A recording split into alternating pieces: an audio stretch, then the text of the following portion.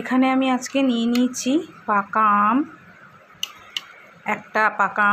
একটা আপেল, আর সঙ্গে আছে একটা কলা।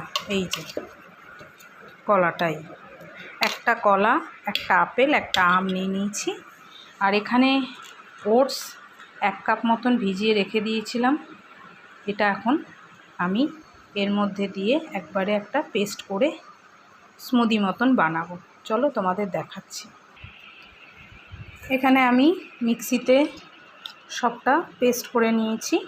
তোমাদের বলতে ভুলে গেছি, এখানে তোমরা মিষ্টির জন্য হানি, জ্যাগরি পাউডার, যা ইচ্ছে তোমাদের, চিনি, যে চিনি অ্যাভয়েড করবে সে জ্যাগরি পাউডার আর হানি অ্যাড করতে পারো।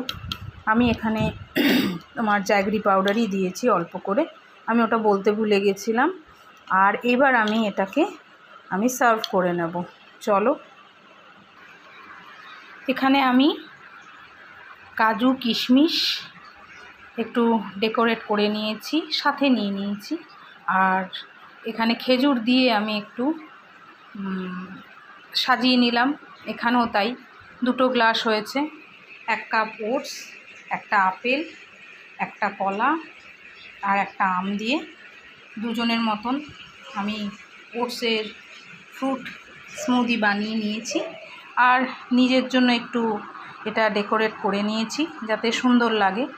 অনেকে এই সব কিছুই স্মুদির মধ্যে অ্যাড করে দেয়, তো আমার একটুখানি ক্রাঞ্চিনেসটা ভাল লাগে বলে আমি তাই এখানে ওপরে অ্যাড করলাম। সো আমরা সারাদিন সবার জন্য এত কিছু রান্না করি, সব কিছুই করি, তো নিজের জন্য একটু ইচ্ছেই করে স্পেশাল কিছু করে খেতে। আমার এখন ইচ্ছে করে, কারণ সব সময় অন্যের জন্যই করব কেন, নিজের জন্যও করব। তাই এই আজকে ব্রেকফাস্টটা আমি বানিয়ে নিলাম, সিম্পল অ্যান্ড ইজি, না তেল, না মিষ্টি, না কিছু, আনহেলদি একদমই নয়।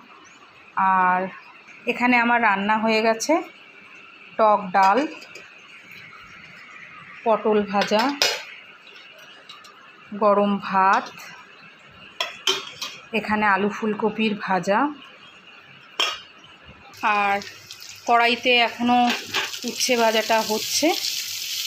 তাই আজকের রান্নাবান্না তাহলে এইটুকুনি। আর সঙ্গে রয়েছে আমের চাটনি। এই যে আমের চাটনিটা আমি করে রেখেছিলাম, তাই শেষ হয়ে এসছে, আবার বানাবো, কিন্তু আজকে তো হয়ে যাবে। চলো, আজকের জন্য এইটুকুনি। সবার সাথে টিফিন আর রান্নাবান্না সব কিছুই শেয়ার করলাম। টাটা, বাই, ভালো থেকো।